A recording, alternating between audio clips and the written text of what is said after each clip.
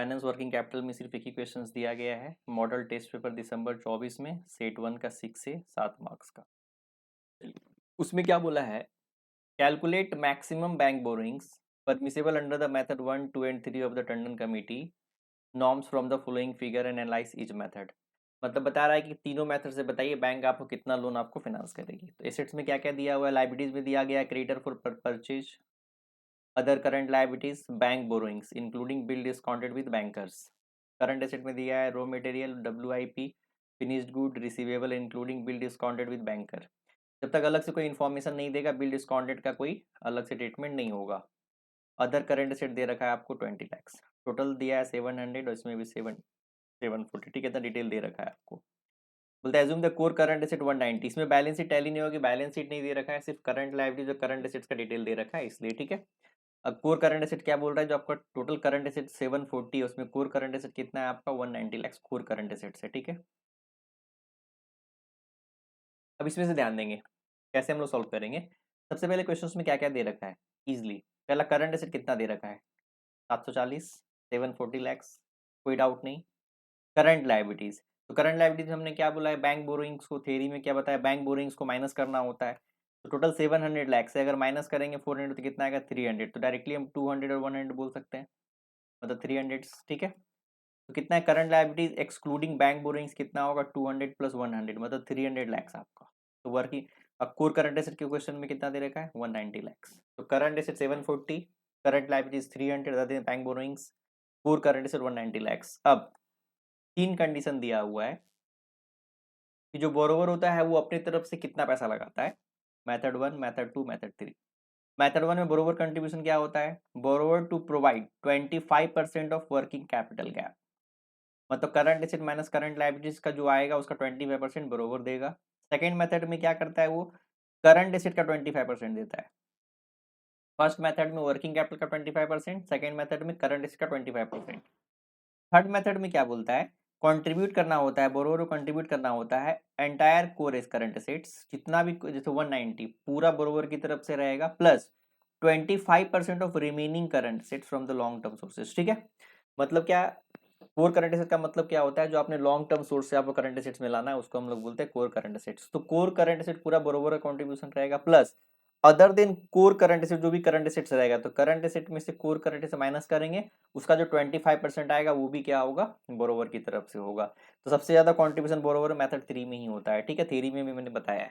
चलिए फिर से ध्यान रखेंगे, मेथड 1 में वर्किंग कैपिटल का 25%, सेकेंड में करंट एसेट का 25%, थर्ड मेथड में कोर करंट एसेट्स का 100% पूरा और बाकी other than core current assets का 25%, इतना ध्यान रखना है। उसके अलावा बाकी जो होगा सब बैंक देगी वर्किंग कैपिटल से माइनस करके, ठीक है। चलिए तो पहला में हम लोग क्या निकाल रहे हैं, पहला में वर्किंग कैपिटल गैप कितना है मेरा, current asset minus current liabilities, तो वर्किंग कैपिटल गैप है मेरा 440, 740 माइनस 300, ठीक है। चलिए अब बोरोवर कंट्रीब्यूशन कितना होगा 25% ऑफ वर्किंग कैपिटल गैप, तो वर्किंग कैपिटल 440 है उसका 25%, मतलब बोरोवर अपने तरफ से 110 लगाएगा।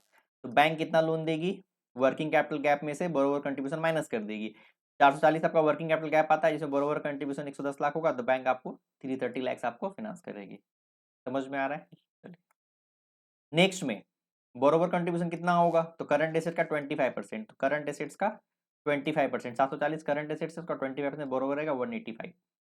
अब आपको बैंक कितना देगी, तो वर्किंग कैपिटल गैप में से कंट्रीब्यूशन माइनस कर लेगी, तो वर्किंग कैपिटल गैप कितना है आपका 740 माइनस 300, ये माइनस करके वर्किंग कैपिटल गैप ही है, और बोरोवर कंट्रीब्यूशन 185 है, तो माइनस करके बैंक आपको कितना देगी 255 लाख देगी, ठीक है।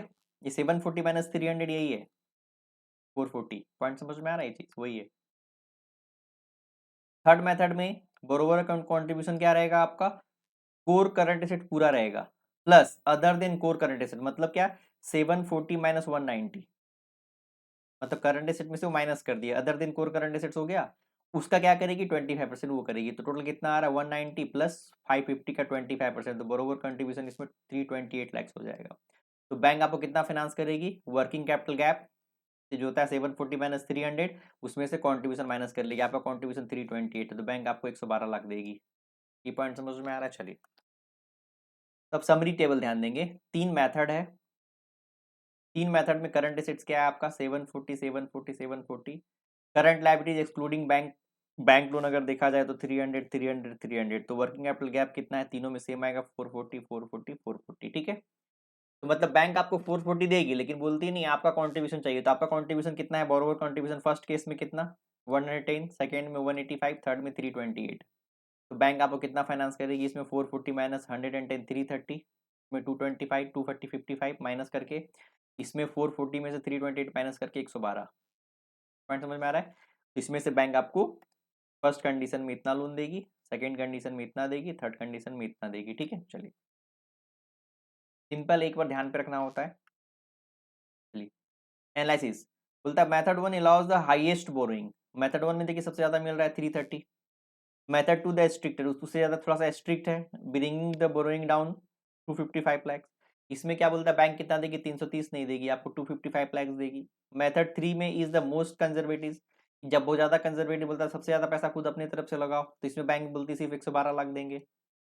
सीक्वेंस ऑफ द स्ट्रिक्टनेस, अगर स्ट्रिक्टनेस देखा जाए सबसे ज्यादा स्ट्रिक्टनेस किसमें, मेथड थ्री में, उसके बाद मेथड टू उससे कम स्ट्रिक्ट है, उससे मेथड वन उससे कम स्ट्रिक्ट है। तो बैंक सबसे ज्यादा स्ट्रिक्ट किसमें करती है, मेथड थ्री में करती है। Method three ensure the core current assets are fully from the long term source. इसमें क्या बोलती है, सिंपल बात है, जो कोर करंट एसेट को साइड करती है, बोलती है पूरा तुम लॉन्ग टर्म से लेकर के आओ, हम उसमें फाइनेंस नहीं करने वाले हैं। सबसे ज्यादा स्ट्रिक्ट मेथड मेथड थ्री है। तो कंक्लूजन अगर निकाला जाए तो मेथड वन में क्या देख रहे हैं, बैंक बोलता है finance the highest 330 lakhs, borrower margin is low, इसमें बोरोवर अपनी तरफ से कम कंट्रीब्यूशन देता है, बैंक ज्यादा लोन देती है। मेथड टू में थोड़ा सा क्या होता है, फाइनेंस द मॉडरेट है, बैंक 255 लाख देती है, बोरोवर कैसे मार्जिन क्या है, थोड़ा सा ज्यादा है। मेथड थ्री में क्या है, बैंक कितना देती है, 112 लाख, इसमें borrower margin is the highest, सबसे ज्यादा अपनी तरफ से बोरोवर को लगाना होता है। तो रूल बोलता है strict method bank borrowing decreases, borrowing borrower contribution increases. जैसे जैसे बैंक स्ट्रिक्ट होती चली जाएगी, आपका कंट्रीब्यूशन ज्यादा होता चला जाएगा और बैंक का मार्जिन मतलब जो लोन होगा वो कम होता जाएगा। जैसे जैसे बैंक स्ट्रिक्ट होगी, आपको अपने तरफ से ज्यादा पैसा लगाने के लिए बोलेगी और बैंक कम लोन देगी। जैसे लोन में ईएमआई होता है कि मतलब बोलता है हाईली डाउन पेमेंट आपको करना पड़ेगा, जितना डाउन पेमेंट बैंक जितना स्ट्रिक्ट होगी उतना ज्यादा आपसे डाउन पेमेंट मांगेगी, मतलब बैंक उतना कम आपको लोन दे रही है, ठीक है। चलिए कमेंट की बात करें तो बोलता है maximum permissible bank borrowing under the method three is 112 lakh. इसमें से लिस्ट ऑफ द फॉलोइंग बोलते हैं ना, तो तीनों में से क्या है, 3 30 2 55 1 12, बैंक किसको देगी, 112 लाख देगी। उसमें भी but existing bank borrowing is 400 lakh, इसमें भी क्या आप 400 लाख पहले से आप लोन ले रखे हैं, therefore the excess bank borrowing of 288 lakh convert into the term loan. तो जो एक्सेस मनी है उसको क्या करना पड़ेगा, बैंक उसको टर्म लोन में कन्वर्ट कर देगी, क्योंकि आपका अलाउ ज्यादा हो गया ना, ज्यादा ले रखे हैं। तो फाइनल आंसर क्या हो गया आपका, फर्स्ट मेथड में 330 लैक्स, सेकेंड मेथड में 255 लैक्स, थर्ड मेथड में 112 लाख, ठीक है। चलिए अब यहाँ पे कुछ ट्विस्ट पॉइंट देखिए, मिस्टेक कहाँ कहाँ करते हैं, ठीक है। चलिए क्वेश्चन आपका कंप्लीट हो गया, ट्विस्ट पॉइंट में ध्यान देखेंगे। आपको फॉर्मूला याद रखना है, मेथड वन में क्या होता है, 75% of current asset minus current liabilities, मतलब वर्किंग कैपिटल गैप का 75% आपको देगी बैंक, ये शॉर्टकट है ये। 25% आप लगाएंगे, बैंक आपको 75% देगी। सेकेंड मेथड में क्या देख रहे हैं हम लोग, 75% करंट एसेट, क्योंकि करंट एसेट 25% आप अपनी तरफ से लगाएंगे और माइनस करंट लाइबिलिटीज माइनस कर देगी, ठीक है। इसमें करंट एसेट का 25% अपनी तरफ से लगाते हैं, तो बैंक आपको current 75% minus current liability, working capital gap ही तो हो गया ये। मेथड थ्री में क्या होता है, शॉर्टकट मेथड याद कर सकते हैं, कंफ्यूजन होगा तो वही सिंपल मेथड ही रहने देंगे। इसमें क्या करती है वो bank, current asset minus core current asset का 75% देती है और करंट लाइबिलिटीज माइनस कर लेती है, ये शॉर्टकट मेथड है तीनों का, ठीक है। आप खुद से ध्यान देके समझेंगे, नोट करके लिखेंगे तो समझ में आ जाएगा।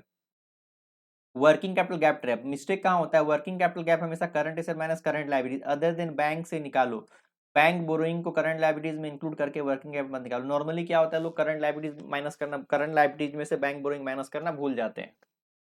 बिल डिस्काउंटेड वर्डिंग्स, अगर स्टेटमेंट में लिखा हो रिसीवेबल इंक्लूडिंग बिल डिस्काउंटेड और अलग से एडजस्टमेंट नहीं मांगेगा, तो करंट एसेट्स में क्या करेंगे हम लोग, इसमें कैलकुलेशन या नेट डेटर में पूछा हो तभी माइनस करो, अदरवाइज नहीं। मतलब अगर कुछ नहीं बोला है अगर से इन्फॉर्मेशन तो उसको इग्नोर करो, कुछ नहीं करना है आपको, ठीक है। चलिए कोर करंट एसेट का लॉजिक, मेथड थ्री में जो कोर करंट एसेट का 100% लॉन्ग टर्म सोर्स से आएगा, सिर्फ रिमेनिंग करंट एसेट का 25% बरोबर लाएगा, इसलिए ये सबसे कंजर्वेटिव होता है। इसमें क्या बोल रहा है, पहला जो कोर करंट एसेट से वो लॉन्ग टर्म से आएगा हम तो देंगे नहीं, प्लस जो अदर करंट एसेट है उसका 25% भी तुम लेकर के आओगे, सबसे ज्यादा कंजर्वेटिव में ही होता है थर्ड मेथड। स्टिकनेस ऑर्डर अगर देखा जाए तो मैक्सिमम तो जो है मेथड वन सबसे ज्यादा मैक्सिमम है, उसके बाद ये मीडियम और ये क्या है आपका मीडियम थ्री, सबसे ज्यादा स्ट्रिक्टनेस, ठीक है। बढ़ते चला जाएगा, इसमें सबसे मैक्स, फिर मीडियम, फिर minimum. Sanction versus drawing power.